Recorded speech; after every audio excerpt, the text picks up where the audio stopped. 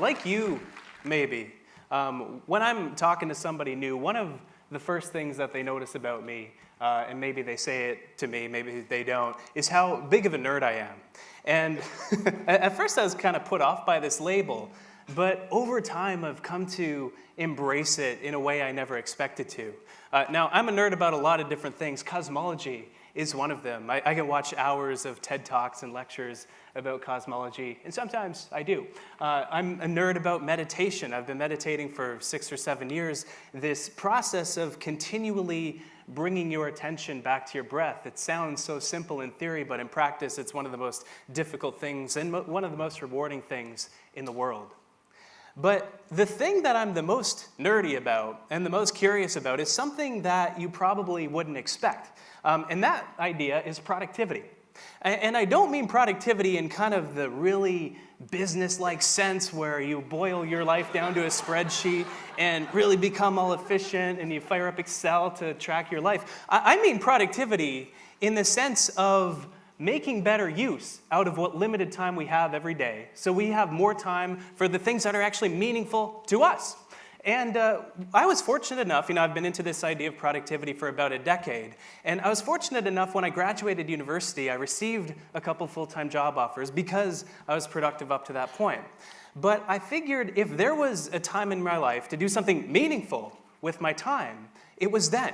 And so I started looking at what other options I had, and productivity became one of the focuses of that thinking. If I was to experiment with one thing that really I wanted to dig deep into, it was productivity. This is a picture of me that I refer back to quite often. It's taken about a decade ago. I just realized right now I'm wearing a Liverpool t-shirt. I keep referring back to this picture. This is a revelation for me on stage. But I'm reading a book named The Joy of Stress, one of those corny books where the author puts a picture of himself on the cover. And I've been into this idea of becoming more productive for about a decade. And so I started to crunch the numbers. What would this productivity project look like? And they weren't great. They were okay, though. I had about 12 grand that I'd saved up to that point. Mind you, those are Canadian dollars, so relative to most other currencies, it's not as good. But I figured that's about $1,000 a month, and divided by 12, that would get me 12 months of following my passion. And so that's exactly what I did. I brought this curiosity of productivity from the background in my life, it had been following me up to that point, to really the foreground of what I was doing. And boy, did I dive in deep. I poured over all of the academic literature I could find, all the books I could possibly find about productivity. I interviewed my heroes, the greats in the productivity space. Some people have normal heroes. My heroes are productivity experts. But the thing that took the cake as being the most interesting for me, and frankly kind of the weirdest, were these productivity experiments that I conducted on myself, where I used myself as a guinea pig to experiment with what it means to accomplish more over the course of the day. And every single one of these, I conducted dozens, were designed so that I could push on the limits of how much I could accomplish or how much I can do, both mentally and physically, every single day. And so I did everything, to measure information overload. It's kind of a boring topic, and there's a lot of research about it.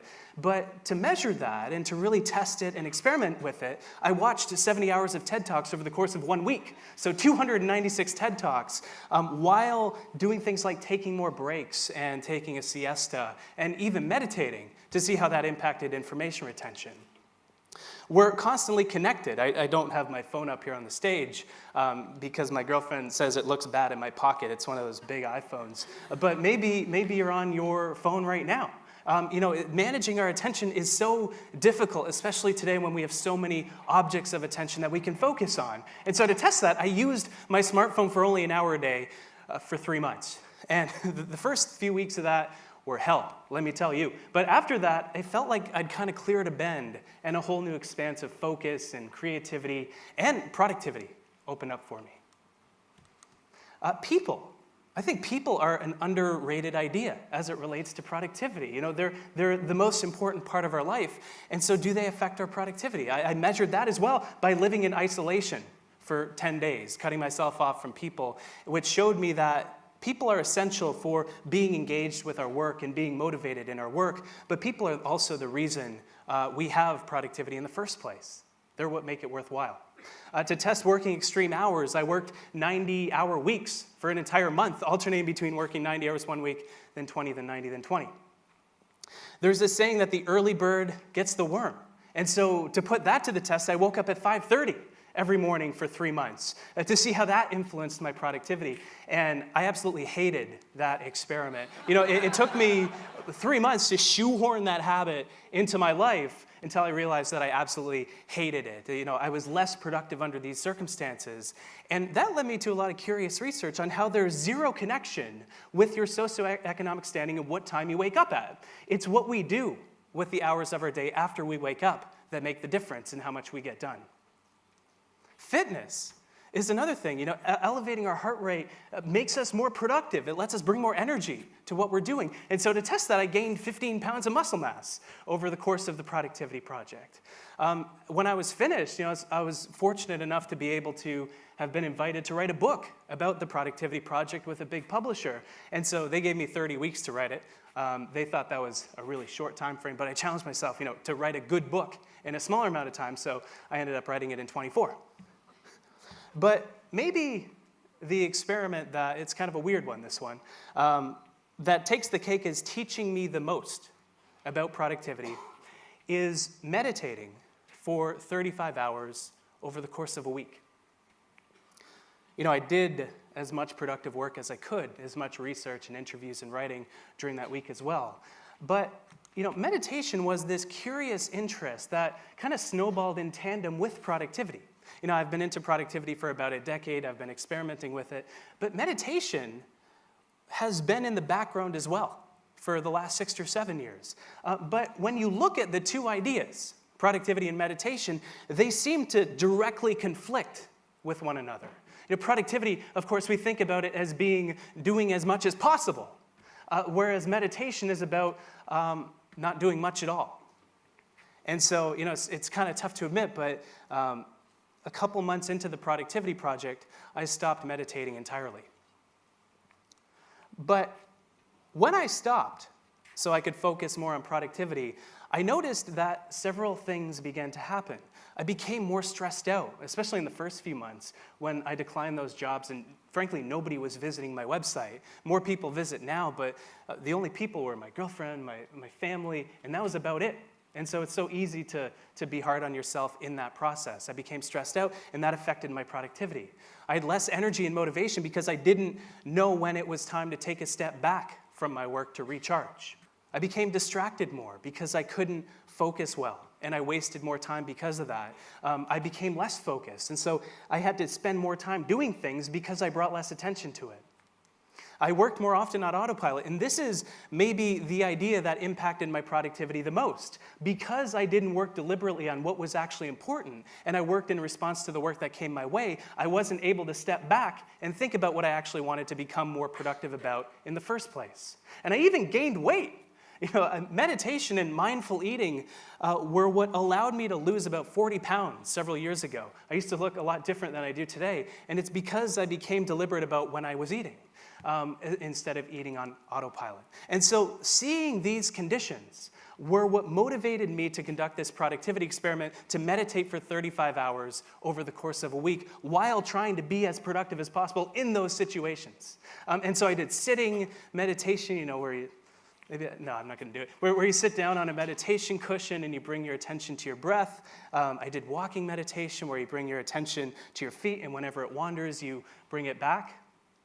I ate mindfully, I did mindful chores, and I noticed several curious things beginning to happen. I felt less productive, first of all, because I was less busy than I was before this experiment. But at the same time, I brought this deliberateness to my work that I hadn't had before. I worked with intention behind what I was doing. And so even though I had less time to spend on my work, I overcompensated by spending more attention and energy on my work instead. And because of this, I wrote a ton. I wrote thousands of words that week, and I earned that time back. And I think this is one of the most crucial things that you can think about when it comes to your productivity, is it's one thing to read about productivity, but you have to make all that time back and then some, or else you're basically just looking at productivity porn. And there's a lot of that out there. But maybe the biggest idea that this experiment taught me was that productivity is so much more than just managing our time. Of course, we all know the importance of managing our time, but I would argue that there are other ingredients that deserve to sit on the same level as managing our time, and our attention is one of them. The more focus we bring to our work, the less time we have to spend on it. And the less we're distracted, the more we can hunker down on our work and get into these flow-like states where we forget what time it is and we become so immersed in what we're doing. It doesn't matter how well we can manage our time if we can't also manage our attention. And our energy is another idea that deserves to sit on that same level. Because if we're burnt out at 1 or 2 in the afternoon, our productivity becomes toast, if we don't frequently step back to take breaks and recharge.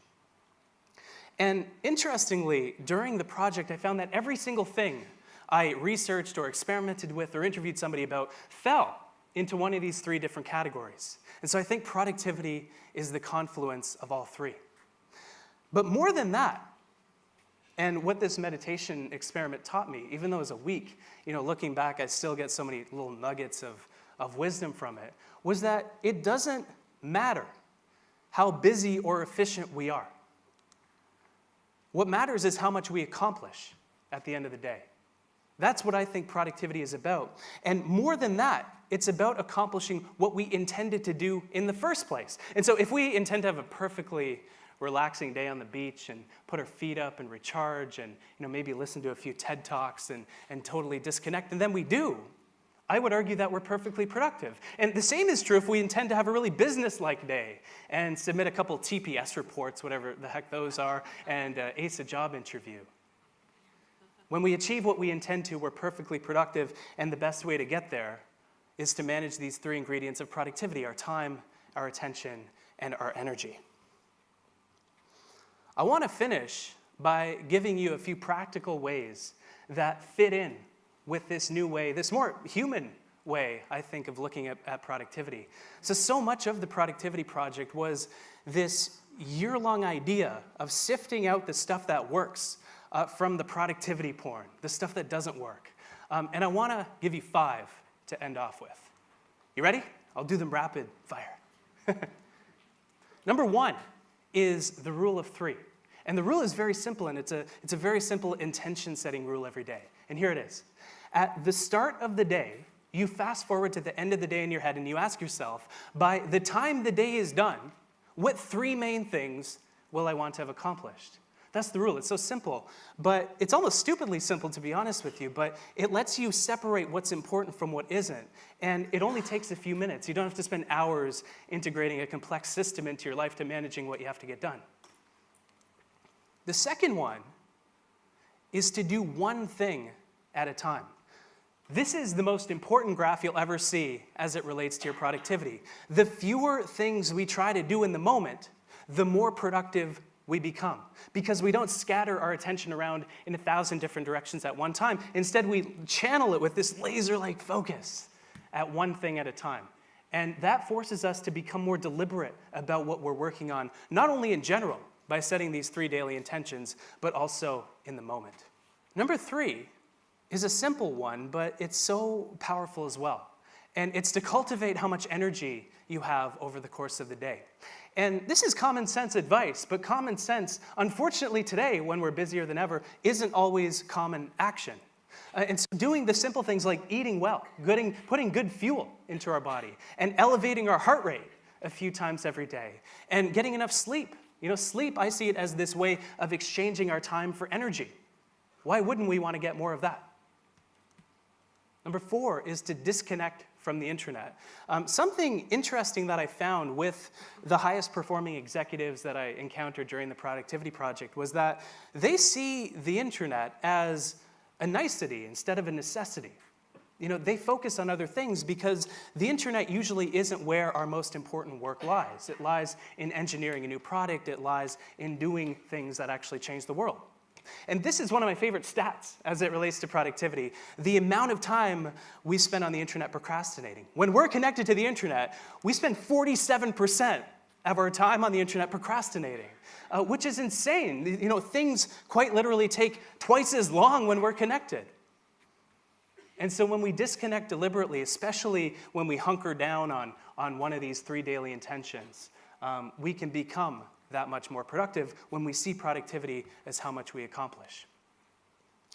Number 5 is another counterintuitive one, but I haven't found anything better than it for my productivity, and it's to daydream.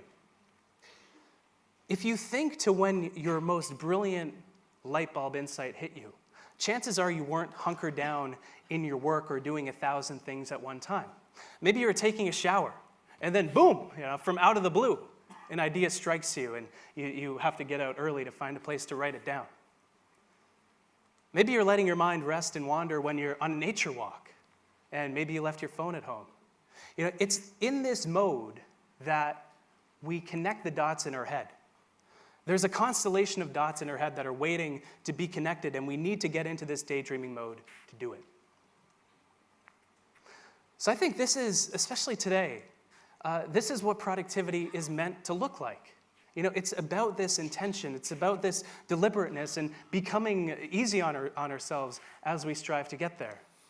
Because really, the reason productivity is so crucial and so important in the first place is we only have so much time. Whether in general or whether every day, and most days we feel that. But when we manage our time, our attention, and our energy better, we can accomplish so much more, especially when there's intention behind what we do. Thank you.